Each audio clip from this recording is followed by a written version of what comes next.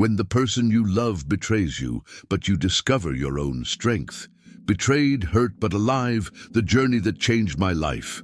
I don't even know where to begin, but I think I'll talk about the day everything changed forever, because even today I still feel a weight on my chest just remembering it. It was December 24th, Christmas Day, and I was sitting on the living room couch, alone, my knee hurting more than usual from the surgery. The house was silent. All I could hear was the sound of light rain tapping on the window. I already knew about the betrayal. I'd found out months before, but that day felt different. It felt like the end of an entire cycle in my life. I looked around and realized that everything there bore the mark of a life that no longer existed, a life I believed was real, but which, in fact, was full of lies.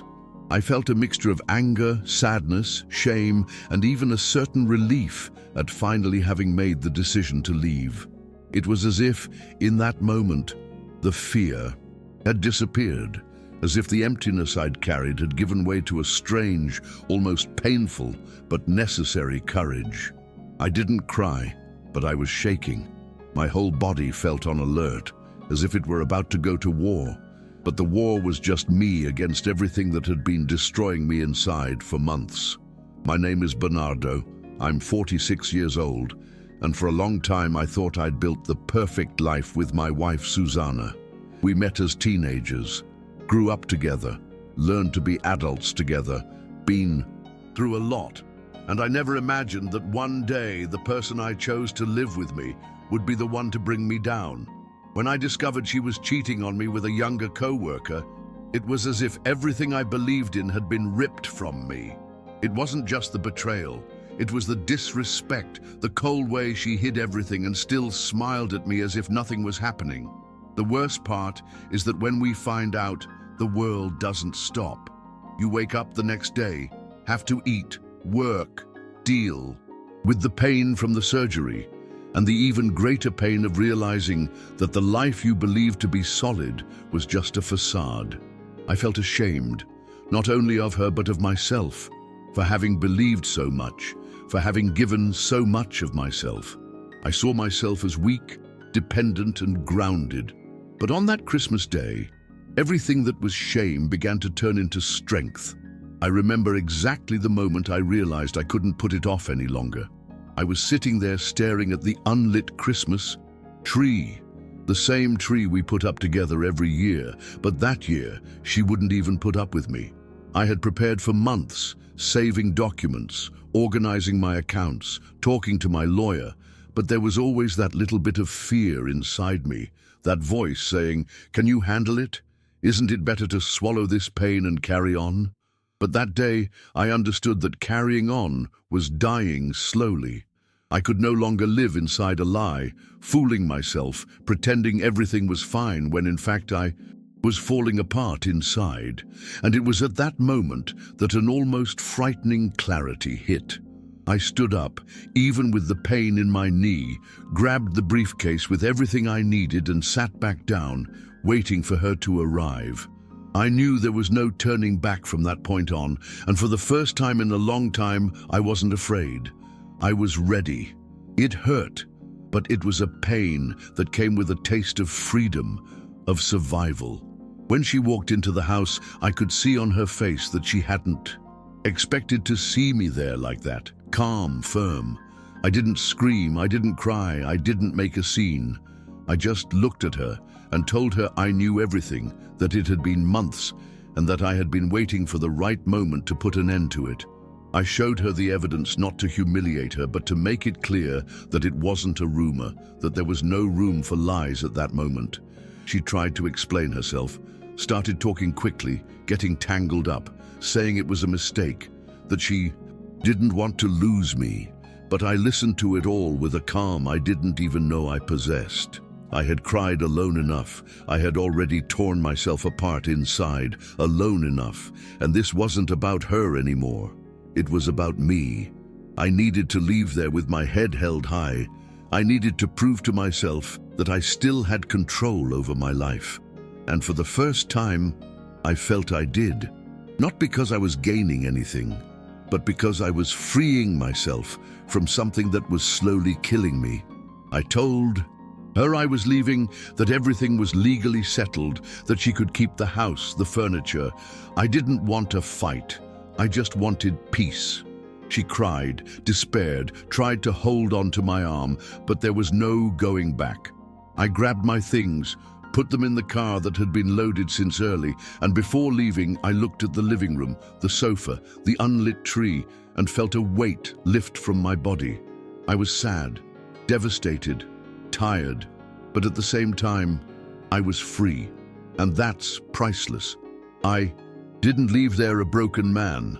I left as a man who survived something that could have destroyed me.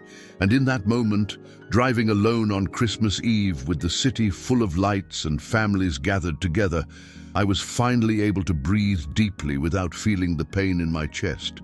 I would still suffer, I would still have difficult nights, but in that moment, I knew the worst part was over because I had the courage to leave. The feeling inside the car was strange, a mixture of pain and relief. I drove slowly, paying attention to every traffic light, as if that were the only thing I could control at that moment. The music on the radio seemed distant, as if the whole world were going on as normal as I emerged from the rubble of a life that no longer existed.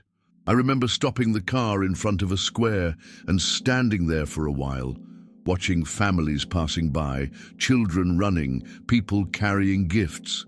I wondered where it all began to go wrong, where I stopped being enough, where love died without me realizing it. It was hard not to blame myself, even knowing her choice wasn't my fault. Still, we always look for a reason within ourselves, as if it would be easier to accept the pain if it had an explanation. But there, sitting in the car, I began to understand that no explanation could heal it, that what I needed now wasn't answers, but peace. It was time to take care of myself. I drove to the apartment I'd secretly rented. I'd spent months organizing everything, buying little by little, getting it ready for when the moment came. When I opened the door, I felt a different silence, not the heavy silence of the house I'd been in, but a clean beginning silence, a blank space. There were no memories stuck to the walls, no smell of deceit, no marks of a fight, just a simple place, mine. I sat on the floor without taking off my coat and spent a while just breathing. The pain was still there. It hadn't gone away, but for the first time in a long time, I didn't feel trapped. It felt like a weight had been lifted from my chest, even though I knew my body still carried the weariness of years. It was as if I'd given myself the chance to exist again, without needing to please, without needing to diminish myself. That was just the beginning, but it was the first moment I felt true hope. I spent a long time just sitting there, staring into space. I remember picking up my phone, seeing the Christmas messages pouring in, friends, family, everyone, sending me greetings, but I couldn't respond. I didn't want to explain anything at that moment. I didn't want to hear advice or nice words. I just wanted to be quiet, understanding what I had just done. I knew that from then on, there would be judgment. People who would say I should have fought harder, others who would congratulate me. But the truth is, no one knows the pain we carry. No one lives inside our hearts. I didn't need opinions, I needed time. And there, sitting on the cold floor of that empty apartment, I made a silent promise. I would take care of myself, even if it was hard, even if it took time, even if it hurt every day. Because the alternative was dying inside, and that I had already done for too many months. I won't lie. Deep down, I was still afraid. Afraid of being alone after being married for so long. Afraid of not being able to start over. Afraid of regret. Afraid of discovering I didn't know who I was outside of that marriage. Everything in my life revolved around Susanna, the two of us, the choices we made together. Now it was just me. It was scary. It felt like I'd forgotten how to live just for myself. But at the same time, there was a small voice inside me saying, "You can do it." And that voice, even quiet, even weak, was the one I chose to listen to. I knew I would stumble. that I would have days of despair, but for the first time in a long time, I was choosing myself, and that was a start. I took a long shower, the kind where the hot water seems to cleanse the soul more than the body. I cried in the shower, cried with anger, cried with pain, cried for all the years that wouldn't come back, cried for the man I had been, who believed until the end, who gave himself completely. But when the water began to cool, I took a deep breath and realized I was still standing. I hadn't fallen apart. I hadn't lost everything. I had lost someone who chose to walk out of my life. And that, as bad as it was also freedom. I got out of the shower, put on clean clothes, sat on the new bed and stayed there, just feeling the emptiness of the room. It was sad, but it was a void that could now be filled my way, with my truth, with my story from now on. The first night alone was difficult. I couldn't sleep well. Every noise seemed strange. The silence was almost loud. I found myself thinking about everything, reliving years, trying to understand where things had started to go astray. In the middle of the night, I got up, went to the kitchen, made some coffee, even though I knew it was Christmas morning. I sat at the table, stared at the steaming cup, and remained silent. There was no supper, no laughter, no one, just me, and that harsh, yet true reality. For the first time in a long time, I was alone, without masks, without pretending everything was okay. It was painful, but also a relief. I could breathe without having to carry someone's lies. There, at that empty table, I began to feel that even though it hurt, I had done the right thing. Sometimes we have to cross a desert to escape hell, and I was in the middle of my desert. The next day, I woke up early, as if my body knew it needed to start somewhere. The first thing I did was call my sister and tell her everything. I'd kept it from her because I didn't want her to worry, but at that moment, I needed to talk to someone who truly knew me. She listened silently, then said, "I'm proud of you. It must have hurt a lot, but you did what you had to do." That was a hug without needing to be there. I cried again, but it wasn't the same cry. It was the cry of someone beginning to understand that they had strength, that they had support, that they weren't as alone as they seemed. And that, in that moment, was everything. The days that followed weren't easy. There were times when it felt like I was going to collapse, times when longing hit me like a blow to the chest, not for the person, but for the life I believed I had. I had to accept that there wouldn't be a beautiful closure, that there wouldn't be a sincere apology, that the pain would simply need time to settle inside me. And accepting this was perhaps the hardest part. We have a tendency to want to understand everything, to search for meaning, but it doesn't always exist. Sometimes people only hurt us because they choose to, and we can't fix that. And, as cruel as it may seem, that's when we discover our own strength. I started doing little things for myself. I went for a walk, even though my knee was still tender, just to feel the air, to remember that the world hadn't ended. I started cooking for myself, even though I wasn't hungry, just to take care of myself. I put on music I liked, bought a plant, left the window open to let in some light. They were details, but they were mine. Each of these gestures was like saying to myself, "You're still here. You still deserve life." The pain didn't go away, but with each passing day, I felt a piece of it, leaving my body, and along with it came a strange, almost timid sense of hope. The moment I truly realized I'd turned the page was when I could look back without feeling that burning rage. I looked at everything I'd experienced, what I'd lost, what had been taken from me, and realized that in the end I was still standing. It wasn't about her anymore, nor the betrayal, nor the broken marriage. It was about me, about the man who managed to emerge from something that was destroying him, even though he was scared, even though he was hurt. And there I finally felt pride in not letting myself turn to ash, in having chosen myself, in having started over, even without knowing how.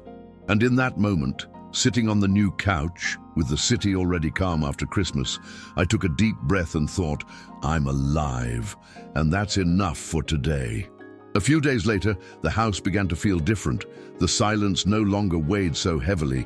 It even felt like a respite. I realized I was learning to enjoy my own company, something I'd never truly experienced since I'd left my parents' house and soon moved in with Susanna. Now it was just me, my choices, my time, my mistakes and successes. I began to realize that even after so long living a life shared with someone, there was still a me that had desires, that had dreams, that had been kept hidden. And that's when a desire to start over began to grow within me, not just in the practical sense, but from the inside out. I needed to know myself again. I remember one rainy afternoon, I sat down with a notebook and started writing down everything I wanted to change, everything I'd let go of. I put down my fears, my pain, but also my desires. Simple things: traveling, playing the guitar again, losing weight, getting proper physical therapy to recover my knee, starting a small business I'd always wanted to do. Writing that down, I realized how much I'd forgotten about myself over the years. Everything revolved around marriage, work, bills, routine, and I'd been fading away without even realizing it. There, with that notebook, I started to draw a map, not to escape the pain, but to keep it from engulfing me. It wasn't a quick process. There were days when it felt like I couldn't take it anymore, when missing what I thought I had hurt too much. There were days when I thought about sending a message, asking for an explanation, trying to understand again. But whenever that urge came, I remembered Christmas Eve. The moment I finally breathed without feeling a heaviness in my chest, and that held me back. I had to respect myself. I had already spent too many months ignoring my feelings, swallowing tears, keeping quiet to keep the peace. Now it was time to make a noise for myself. I started going out more, first alone, then with friends I hadn't seen in years. At first, it was strange. I felt out of place. It felt like I'd forgotten what it was like to be just Bernardo, without Susanna's husband. But little by little, I remembered how good it was to laugh without fear, to talk without treading on eggshells, to be in places without that feeling of obligation. I began to realize that the world was still big, that there were still good people, that there were still beautiful things to experience. And this began to give me a strength I thought I'd never feel again. I also started therapy. It was one of the best decisions I've ever made. At first, I arrived broken, ashamed of being in that situation after so many years of marriage. But with each session, I began to understand that leaving wasn't a failure, it was courage. I began to understand that the betrayal said much more about her than it did about me, that I wasn't less of a man, less of a husband, less of anything. I was a man who loved, who trusted, who was betrayed, but who also had the strength not to lose himself in the midst of it all. And to tell the truth, that was the first time in months that I felt proud of who I was, not for what I had, not for what I offered, but simply for having survived. When the next Christmas arrived, I was different. I no longer felt that suffocating anguish, no longer fearful of facing the truth. I still remembered the pain, the betrayal, everything I'd lost, but it was no longer an impossible weight to carry. I allowed myself to feel longing without drowning in it. I allowed myself to remember without anger. I allowed myself to live. It was the first Christmas after the separation that I was able to celebrate alone, but with peace. I prepared my own dinner, lit candles, listened to my favorite songs, and just lay there, breathing, feeling safe within myself. For the first time, I realized that life went on and that I could still choose what to do with it. It was that day that I realized the strength I had. Looking at myself in the mirror, I saw not the broken man whom betrayal had nearly destroyed, but a man who had survived, who had learned not to depend on anyone's validation, who understood that self-love is what sustains everything. I felt complete in a way I had never felt before, even alone. And most importantly, I was proud of myself. Not because my ex-wife suffered, or because I had proven anything to her, but because I had managed to transform pain into learning, and that is something no one can take away from me. Since then, I've calmly begun rebuilding my life. I've resumed exercising, attended physical therapy, picked up hobbies I'd abandoned, and slowly began to feel whole again. I've learned that pain is inevitable, but suffering is optional. That you can't control other people's actions, but you can choose how you react. And that even after so much emotional destruction, it's possible to get back up, look ahead, and believe there's still a future. Every step I took after that Christmas was about finding myself again, respecting myself, and loving myself again. Today, when I look back, I see that Christmas Day was a turning point. Not because everything turned out perfectly, but because I was able to say enough and truly live again. I still deal with painful memories, I still have difficult days, but the difference is that now I don't run away, I don't shrink, I don't blame myself. I accepted that my happiness doesn't depend on someone else, and that changed everything. I learned that resilience isn't about never falling, but about getting back up even when everything seems lost, and I experienced this firsthand. I learned that even in the greatest pain, we can still rebuild. So if you're going through something similar, know that it hurts, that it seems impossible, but it is possible to find yourself again. I'm Bernardo, 46 years old, and I lived through what seemed like the end of the world. But today, I can say that it's just the beginning of something new, something uniquely mine, based on freedom, self-love, and self-respect. Life goes on, and the pain you feel now can be the strength. You need to rise. I lived through the abyss, looked into it, and bounced back. It wasn't easy, it wasn't quick, but it was real, and that gives me hope every day. The biggest lesson I learned? We are stronger than we imagine, and even when everything falls apart, we can still take a deep breath, get up, and start over.